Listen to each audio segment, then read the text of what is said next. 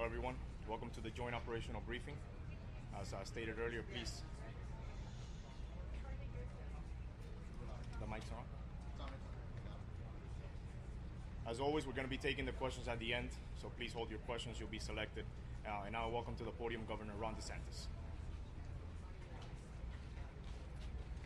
Good morning. I was able to meet this morning with some members of one of the urban search and rescue teams from Virginia that are now deployed. They drove, I think, almost 18 hours and then immediately went right to work. We also have teams from Indiana, Ohio, Pennsylvania, New Jersey. We appreciate that. Our folks in Florida, particularly the South Florida search and rescue teams, have been working tirelessly and relentlessly. It's obviously physically very taxing. It's also emotionally draining. As many of you know, they were able to identify a child whose father worked for the city of Miami Fire Department, and these are tough things for them. I mean, obviously we focus on the families, and rightfully so, but our folks have gone through a lot who've been out there, and I think that added support really means a lot. And so I just wanted to publicly thank again the folks I met in Virginia, as well as Indiana, Ohio, Pennsylvania, New Jersey. I also want to thank the President for supporting doing 100% reimbursement for some of the things here in terms of costs like debris removal. It can be very pricey, particularly for the municipality and even for a major county like Miami-Dade, and obviously the state would have a share of that as well.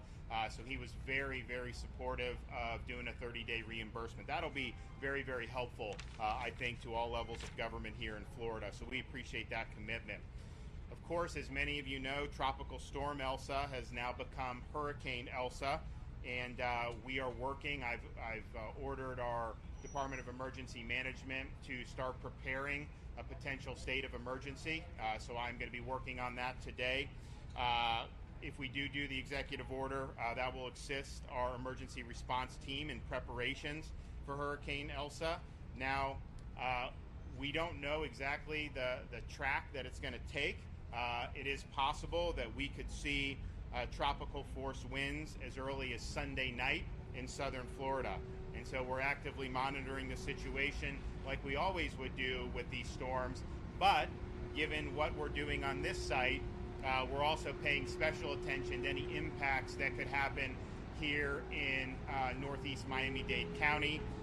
It is possible that this area could see tropical storm force winds. Not guaranteed, but it is possible. And so our Department of Emergency Management is assuming that will happen and making the necessary preparations to be able, obviously, to protect a lot of the equipment.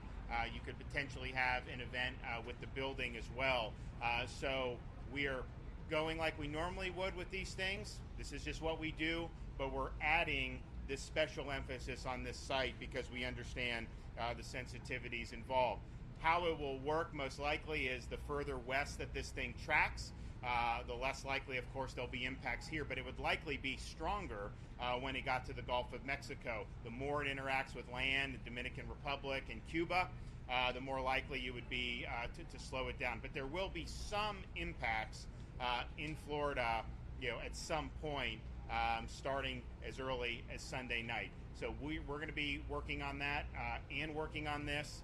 We'll do them both on a dual track, and obviously our emphasis with the storm, do what we normally do, but then also a special sensitivity to anything that would need to be done to make sure that the efforts here are supported and protected. Thank you.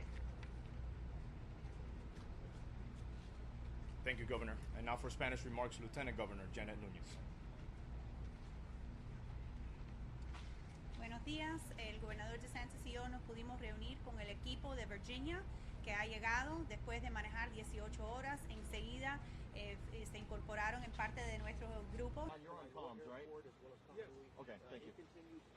So what happens is there is no disruption to any passenger service. Just to let you know, that's kind of what we have now. Now the transportation board, I know I've got they take over investigation of this. Clearly on a 737 cargo plane leaving Honolulu and headed to Kapalui, Maui. It happened at around 1:40 Yes, sir. this morning, and that's kind of the details that we have at this time.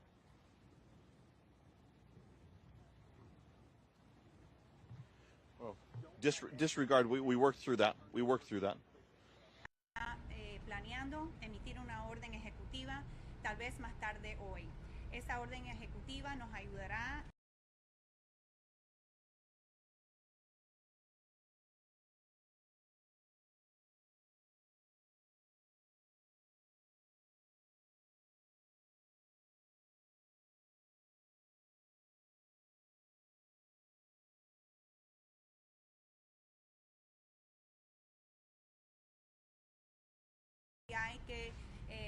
hay que hacer algún cambio a lo que es la trayectoria, los pronósticos.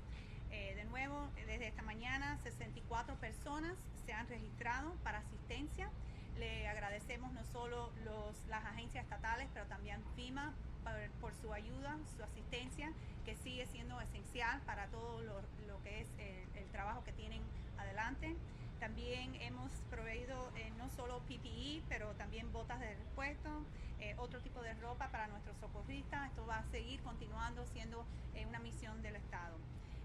Desde esta mañana, el Departamento de Transporte ha retirado más de 170 camiones cargados de material de construcción del sitio con un peso total de más de 1.600 toneladas. Nuestro Departamento de Oportunidades Económicas de la Florida ha completado más de 28 evaluaciones de los negocios impactados. Y como siempre le agradecemos a los equipos, les agradecemos a todos los que están trabajando en esta tarea que cada día se pone más y más duro, más y más difícil. Muchas gracias. Thank you, Lieutenant Governor. And now Congresswoman Debbie Wasserman Schultz. Thank you so much. I had a chance to meet with a number of the families this morning, both survivor families as well as families that are still struggling to know about the results with their own family members. And I can tell you that both following yesterday's visit by President Biden, meeting for 3 hours with the families, and then their sense today that there is so much more relief and reassurance and comfort following his visit. That the role of consoler-in-chief is so important, and it's one that President Biden really does better than no one else. I particularly want to stress his proactive announcement that the federal government would provide 100% reimbursement for the next 30 days. I know I began talking about that and the impact on the budget for little towns like Surfside and even the county, as the governor mentioned, knowing that those costs are going to be taken care of 100% in the first 30 days of this crisis is really important, and it takes a load and a burden off of our governments here that are responding. I want to also emphasize that with the potential onset of a hurricane, we're certainly taking a whole of government approach to this. We always take a whole of government approach to when a hurricane potentially is going to hit our shores. So making sure that you're ready, that you prepare for a hurricane, the hurricane possibly coming now, and make sure that you have your 7 days of supplies and get your house and your personal belongings in order, and make sure that you have a plan to keep yourself safe if it does come closer to our shores. And then lastly, just something really important, because as time goes on in a disaster, we often have the bureaucracy start to set in, and we're talking about people here, so we want to make sure that they have accurate information. At the mobile office hours that I have at the Family Assistance Center, and talking with families yesterday, there's starting to be concerns. Some of them are staying in hotels, and the time for them to stay in a hotel is going to run out, and they want to know how can they get access to the federal relief if they don't qualify for federal relief, which if they're not citizens and don't have a U.S. citizen child, then they wouldn't. Where can they get access to the charitable relief? Because the charitable relief has been so incredibly generous. Everyone who needs access to the individual assistance or help from FEMA or from the charities that have been working to assist families would do so at the Family Assistance Center. Make sure, if you're a family in need that has been impacted by the collapse, to go to the Family Assistance Center, register with the Family Assistance Center if you have not done so already, and also make sure that you register with FEMA, which you can also do at the Family Assistance Center. And then, our office is always available, and I have staff on the ground at the Family Assistance Center to help cut through any of the red tape. Thank you so much. Thank you, Congresswoman. Now Miami-Dade County Mayor Daniela Levine Cava.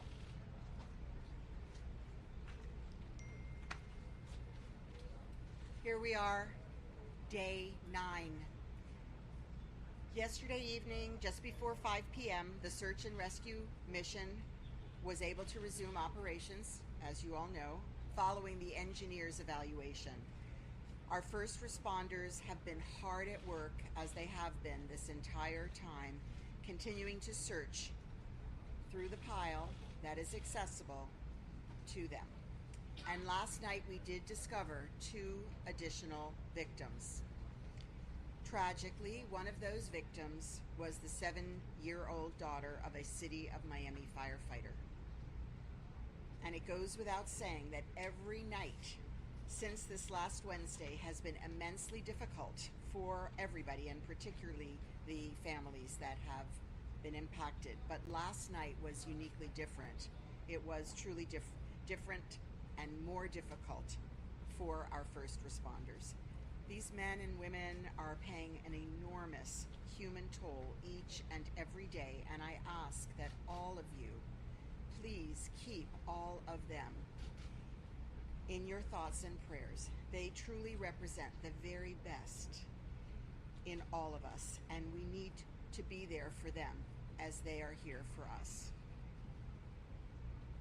With these developments last night, we now have we've now confirmed 20 deaths. 188 people are accounted for, and 128 are unaccounted for. And you'll notice that the number of accounted for people has increased, which is of course good news. And it is one of the reasons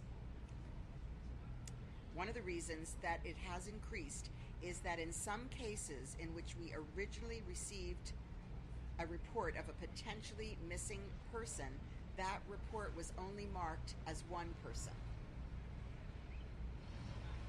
But when the detectives were able to reach and verify the safety of the person in question, we discover that there are, in fact, several family members who could have been counted for potentially in the building, and now we can mark them as safe.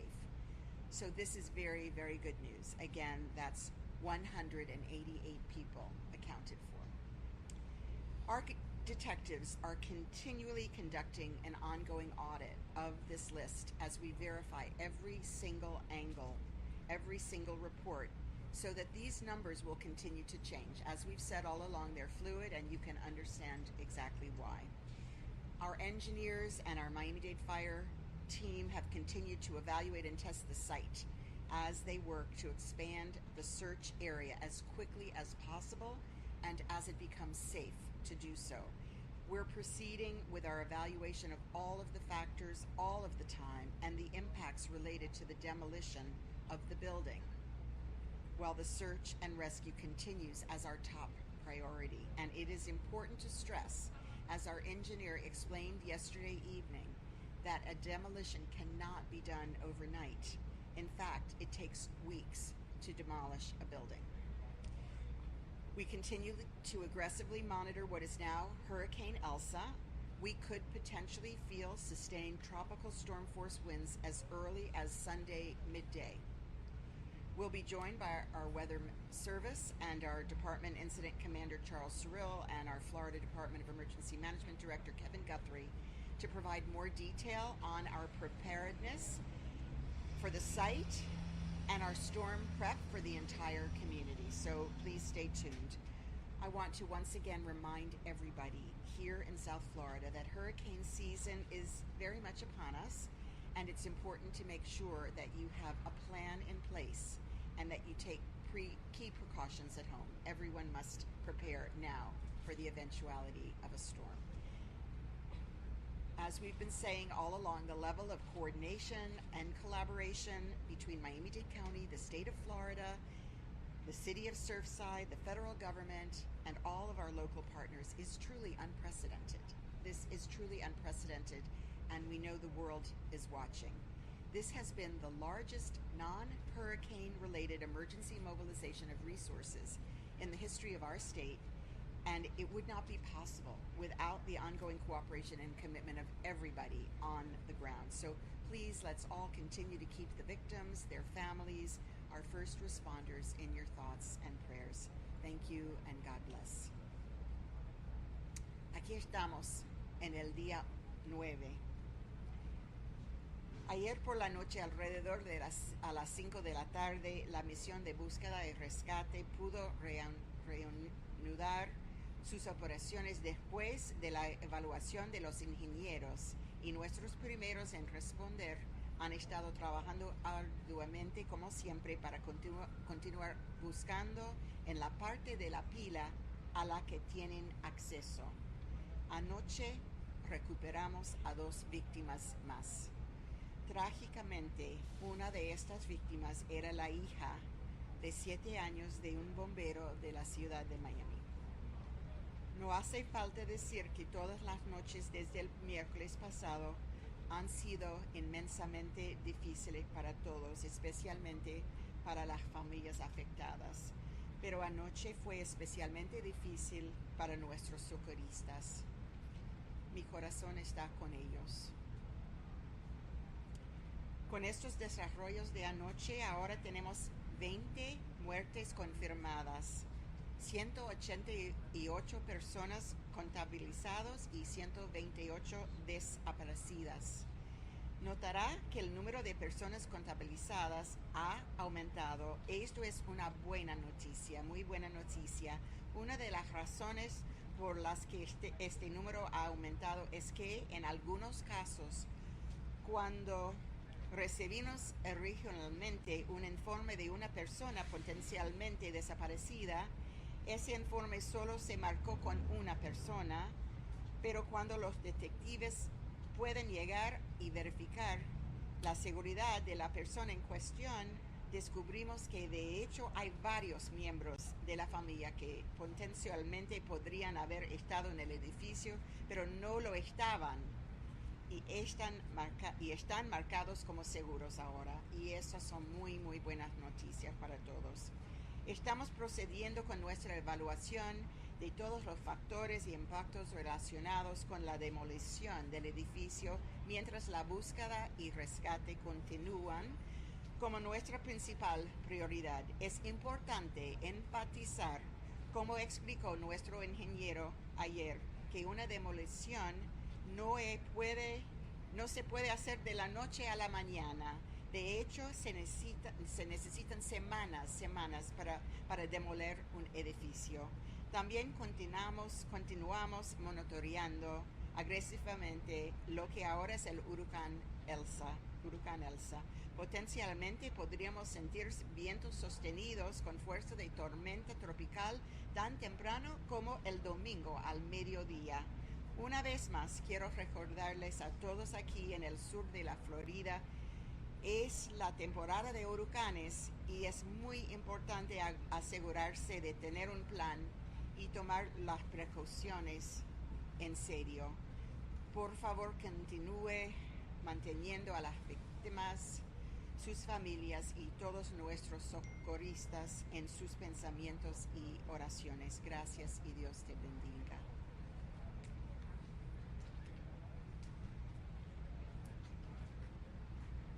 Thank you, Madam Mayor. And now City of Miami Mayor Francis Suarez. Thank you, Madam Mayor, and thank you to all who have collaborated and cooperated on this terrifying few days that we've been here. I can confirm, as the governor and the mayor have stated, that the City of Miami Fire Department has lost a 7-year-old daughter of one of our own firefighters. She was recovered last night by members of our Urban Search and Rescue Team in Florida Task Force 2. Our chief is asking that all of you respect the privacy of the immediate family as well as our fire department, which is understandably grieving tremendously. I'm the father of 2 children. I have a 7-year-old son, and the thought of losing him in this way is unimaginable for me and my family, and I think this tragedy has haunted so many of us because so many of us know someone who has been in the building or affected by this tragedy. And so now, not only do we know someone, this is someone that's a member of our family, of our fire family. So that's why I'm here today. Estoy aquí agradecido a los esfuerzos de todos, particularmente los bomberos que están de búsqueda y rescate, que están cada día arduadamente tratando de rescatar a personas atrapadas en el edificio. Puedo confirmar, como ha confirmado la alcaldesa Condal y el gobernador, que perdimos la hija de un miembro de nuestra familia de bomberos. Fue rescatada, fue conseguida por un miembro del equipo de búsqueda y rescate nuestro y del Task Force Florida número 2. Le pedimos a todos ustedes en la prensa que por favor respeten la privacidad del bombero y de nuestro departamento de bomberos, que obviamente están severamente afectados en este momento. Yo, siendo padre de 2 hijos, uno de 7 años también, no puedo comprender ni imaginar la pérdida que está sintiendo en este momento el miembro de nuestra familia en la ciudad de Miami. Así que esta tragedia que ha tocado las vidas de tantas personas, no solo directamente, pero tanto por las razones que alguien conoce a alguien que está en el edificio afectado por esta tragedia, ha sido algo que en este momento está afectando íntimamente a la ciudad de Miami, y por esa razón me encuentro aquí hoy. De nuevo les pido sus oraciones y también les pido privacidad por la familia y por nuestro departamento. Gracias. Thank you, Mayor Suarez. From the National Weather Service, Robert Morieta. Good morning. We continue to closely monitor Hurricane Elsa as it moves over the Caribbean Sea this weekend. By late Sunday or early Monday, we expect that the storm will be emerging off the coast of Cuba and approaching or getting pretty close to Florida during the Monday to Tuesday timeframe. So as the mayor and the governor said earlier, the tropical storm force winds could begin as early as Sunday here in South Florida. Most likely, based on the official forecast, it would be Monday and possibly even into Tuesday. So we do have this weekend to prepare for the possibility of tropical storm conditions at least. There's still a lot of uncertainty, as you've heard. There's still a lot of uncertainty in the forecast, how it will evolve, how the storm will interact with the land areas that are to our south, and that could affect not only the intensity or how strong the storm is, but also the track that it takes. So right now, we'll continue to closely monitor the storm. We'll be providing, of course, advisories every 6 hours, and just to be ready, look over our preparedness plans this weekend, and be ready for the potential of tropical storm conditions, along with heavy rainfall early next week. Brevemente, en español, estamos siguiendo de monitorear el huracán Elsa, que está sobre el Mar Caribe. Se espera que atraviese el Mar Caribe este fin de semana, posiblemente para tarde el domingo o temprano el lunes, ya acercándose un poco más hacia la Florida. Los posibles impactos, si nos afecta aquí en el sur de la Florida, sería posiblemente tan pronto como el domingo, pero más probablemente el lunes y también posiblemente hasta el martes. O sea, tenemos algunos días este fin de semana para prepararnos para un posible impacto. Todavía hay bastante incertidumbre en cuanto a la trayectoria que va a tomar esta tormenta y también con qué fuerza o qué fuerza va a tener. Pero simplemente hay que seguir vigilando el sistema, como lo vamos a hacer nosotros, y nosotros vamos a pasar esa información a todos ustedes con los informes cada 6 horas. Muchas gracias. Thank you, Mr. Moyera. Now, Division Director for Office of Emergency Management, Deputy Incident Commander, Charles Cyril.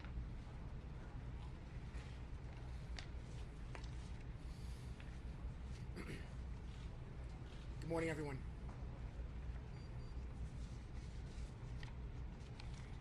With Hurricane Elsa strengthening into Category 1 hurricane, the Miami-Dade County Office of Emergency Management and the Florida Division of Emergency Management are working together to assess all potential impacts as it approaches. As we enter the holiday weekend, please ensure you monitor the progress of this storm and begin your personal preparedness. Make sure you have 3 to 7 days of supplies on hand for each person in your home. Additionally, residents are urged to begin securing their home in preparation for potential impacts. Any objects that can easily be blown away by a hurricane winds should begin to be secured, either tied down or brought indoors. Examples are garbage cans, patio furniture, etc. And be sure to take tree trimmings to your local trash and recycling center. It is critically important that these preparatory activities begin today. Also, be sure that your emergency equipment, such as hurricane shutters, and battery-powered radios are working and are in order. Please test them today. Find out if you live in an evacuation zone, know your zone, and as always, the 311 contact center is available for any questions. If you would like more information, please visit miamidade.gov/emergency. Miami-Dade County officials will continue to monitor the storm and will ensure any advisories in conjunction with the National Weather Service as they become necessary. Stay informed of all latest developments by downloading the Ready MDC app.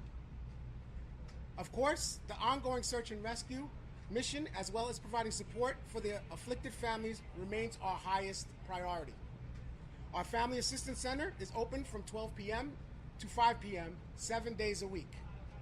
There are currently 26 organizations there providing services to the families and their survivors.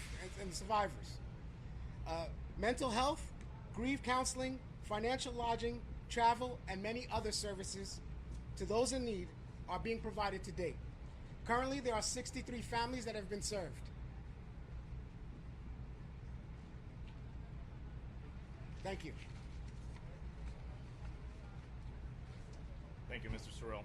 And now in Spanish, on behalf of the Deputy Incident Commander, Miami-Dade Fire Rescue, Director of Media and Public Relations, Erica Benitez.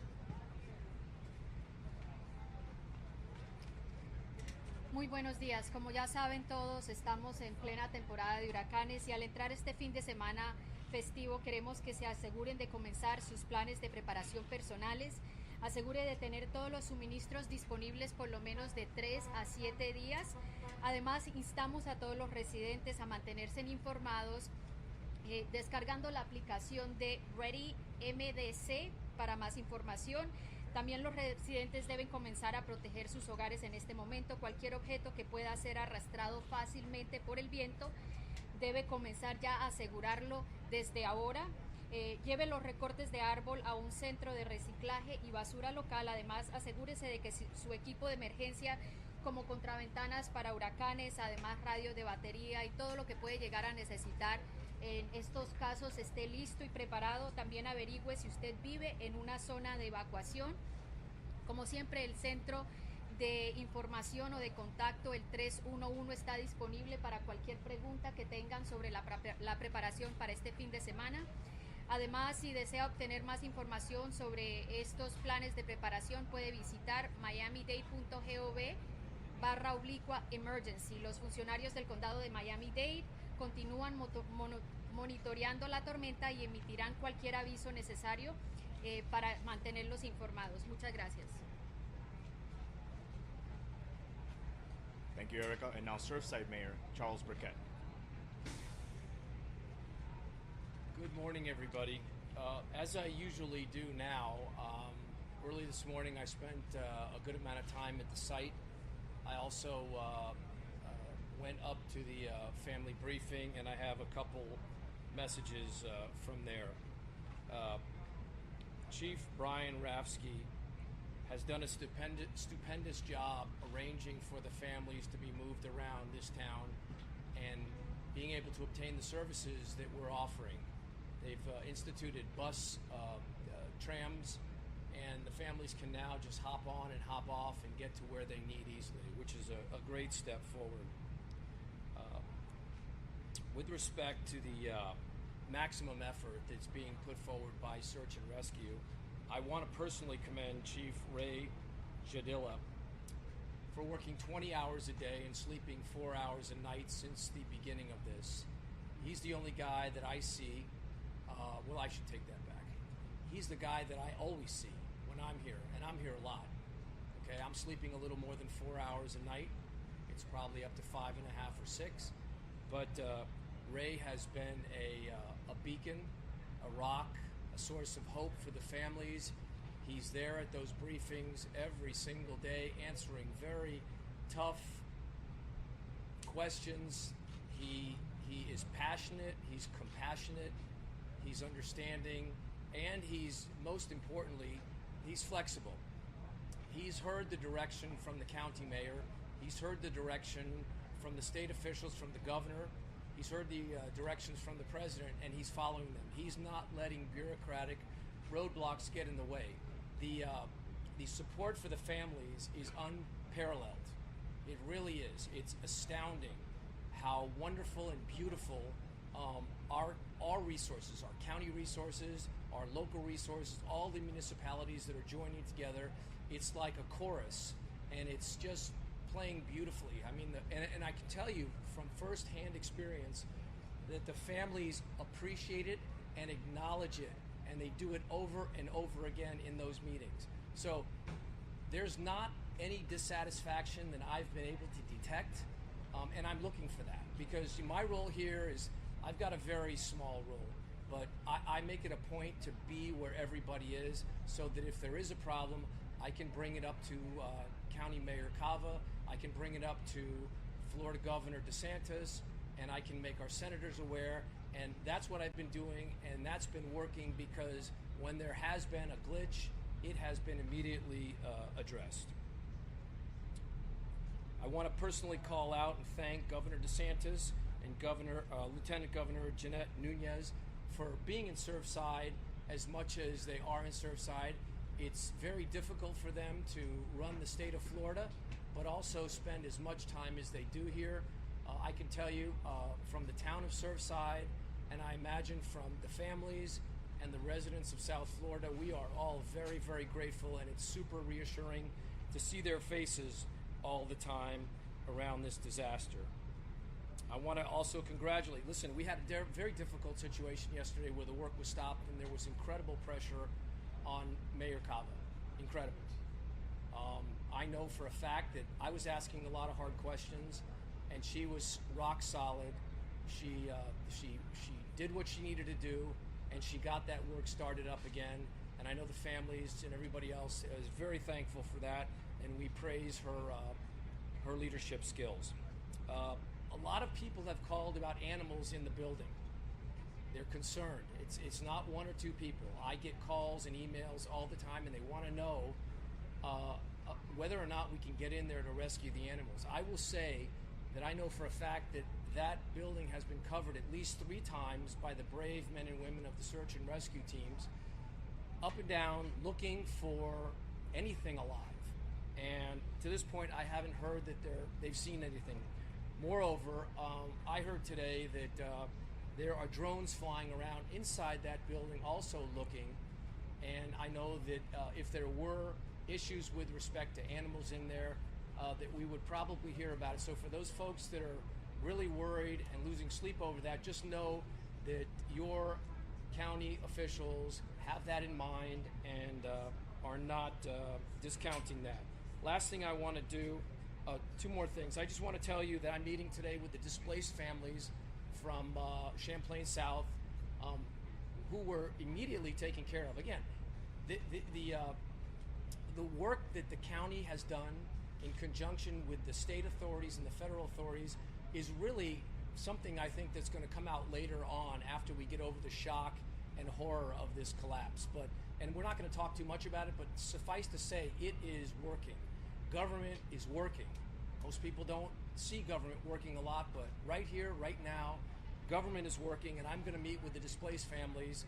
They've asked me to come over and talk to them, so I'm going to make sure that they're getting everything they need, and if they're not, I'm going to make sure they do. Last thing, Champlain North, the building that's substantially the same as the building that came down the same construction, the same developer, the same name, probably the same materials. People are worried. Some people are especially worried, and we have made arrangements for them to be relocated further. Our building official, in conjunction with our experts, are now getting ready to x-ray columns and do a deep dive, a forensic study into the structure, take that data back, plug it into the models, and get to the point where we can definitively tell the people that are living there whether or not we think there's an issue or not, which I'm hopeful will give our residents a little more peace of mind. Thank you. Thank you, Mayor. And now for Creole translation, Lionel Laravel.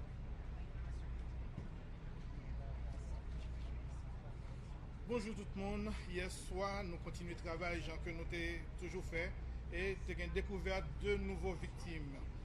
Une victime, malheureusement, c'est une petite fille qui a 7 années et qui a perdu la vie. Papa lui a travaillé comme pompier, comme agent pompier dans Miami-Dade. Nous connaissons comment ça a été difficile pour toute équipe là pour te faire découvrir ça. Nous demandons pour continuer à prier pour eux de côté par eux. Victime nous, c'est victime qui sortit tout partout, c'est pas victime au quartier ni en comté seulement, ils sont sortis tout partout dans le monde.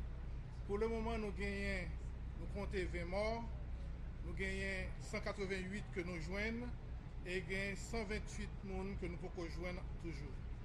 Pour le moment, ingénieurs avec équipe pompière travaillent pour être capable d'évaluer de sorte que sont capable d'évaluer et joindre qui sont capables d'étendre zone de recherche que y a faire.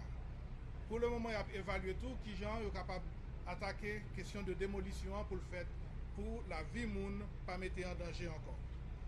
Nous avons suivi comment Elsa a évolué, elle est sortie de niveau tempête tropicale, elle est passée dans niveau ouragan. Et dimanche, à la mi-journée, probablement nous sommes capables de gagner de forts vents et peut-être de fortes pluies. Pour le moment, nous demandons à tout le monde songer que nous sommes dans saison cyclone. Et saison cyclone, c'est le moment que tout le monde doit préparer aux conséquences cyclone. Nous tous connaissons, faire attention et protéger tête nous, protéger la vie nous. Merci. Thank you, Mr. Laravel. Now we're going to be opening up for questions. Please address it to who the question is for, and then.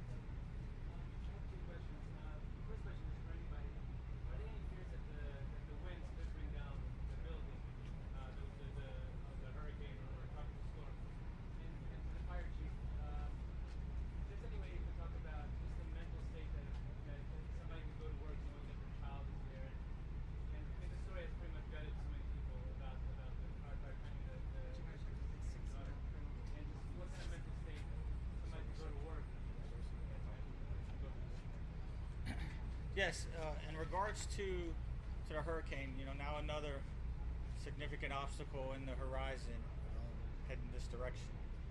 So yes, we have engineers. We have an established engineer group. We've had them on site from the beginning with our USAR teams. Now we've incorporated more engineers, so we're using our state and federal assets as well, and then as well as our county assets locally. So we have an engineer team which is developing all different plans. We have more equipment now monitoring, so we brought more resources in the other day. Where we're continuing. As I stated, from the incident when this began, it's just so challenging. So many different obstacles, one after the other. And that building standing definitely has been a huge obstacle, and the hazards that, for our men and women that are out there working. As a fire chief, that's my top priority, saving lives and protecting our personnel. And that goes hand in hand. So it's a delicate balance and very, very difficult decisions at time to make. For the windstorms, we'll monitor, and we'll have to see if the direction of the storm and how close it gets, and then we'll have to make the necessary precautions and modifications to our plan. And then also, I do want to comment to the second question. Every victim we remove, it's difficult. It's very difficult. We try to respect. We have a whole process in regards to how we remove each individual that we come across. Unfortunately, we haven't been able to remove any survivors yet, but it's very difficult. And last night was even more, when we're removing a fellow firefighter's daughter. And that's just where I want to emphasize the emotion, what we're feeling. As firefighters, we do what we do, and it's kind of a calling, and we always say that. But it still takes a toll, and that's why you see more resources coming through. Our brave men and women of our Florida task force, we've been going nonstop. And so it's it's nice with our federal resources coming through, and this has always been the plan. I just was hoping that we've had some survivors so far. Chief, just to follow up on that. First of all, I'm so sorry about your team member's child. The timeline for it, I know you're not releasing names, but how is the whole team dealing with it? How is he doing and their family? And then a follow-up to that, how do you all keep from avoiding the word recovery at this point? Well, I mean, obviously the firefighters are emotional. I'm not going to disclose anything, and I respect for the family, but it takes a toll. It takes a toll. In regards to keep going, it's how we evaluate what we look for. Certain aspects. So we know we still have several individuals missing, and that's kind of our primary focus to see if we have a survivor. Question right here. Chief, I'm sorry, everyone really wants to know, clarify this here.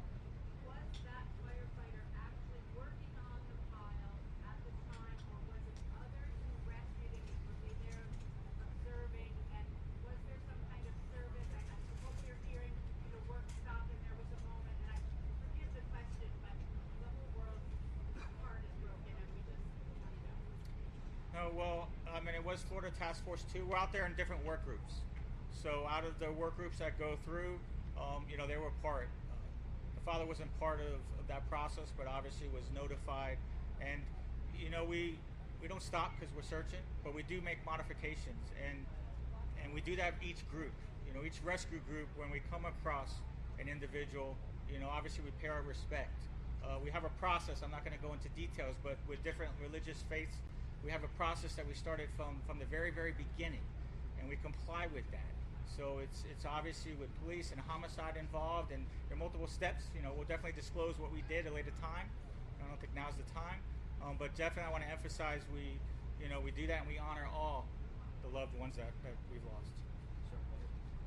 Mayor, you mentioned it would take a while before the building would actually potentially be taken down. Can you update us where you guys are in the decision process, and when would the earliest potential be for that building to actually come down?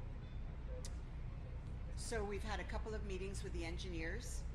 They're meeting regularly to look at exactly what would be the process, and we are going to move expeditiously. But we're going to move expeditiously on decision making, but it will take some time for the demolition to occur.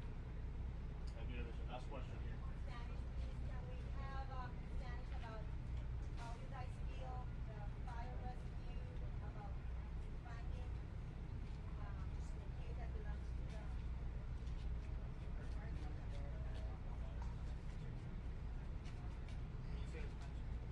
¿Puedes, por favor, Erika, decir cómo se siente el cuerpo de bomberos saber tener que encontrar la hija de un colega y si ese colega estaba activo trabajando? Bueno, no voy a entrar en detalles, obviamente, por la privacidad que queremos darle a la familia en este momento de gran duelo, pero como padres de familia y aquellas personas que tienen hijos pueden imaginarse en el dolor. Es desgarrador lo que pasó aquí, y aún más si es tan cercano, algo tan cercano como un hijo. Estas personas, estos rescatistas que están arriesgando sus propias vidas, no dejan de ser humanos.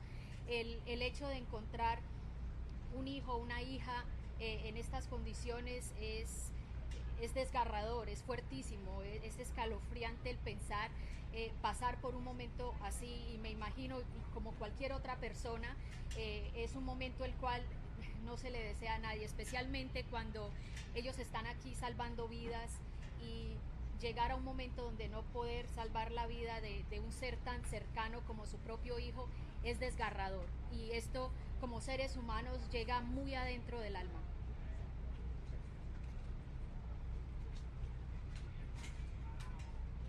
I just want to emphasize that for all of us here and across the world, we know that this entire process is as if it were our own children, our own parents, our own sisters and brothers and grandparents. That's how it is every day here and around the world. Thank you. Que quiero decir y agradecer que todos sabemos que puede ser nuestros hijos, nuestros padres, hermanos, abuelos, y sabemos que el mundo entero está con nosotros. Gracias.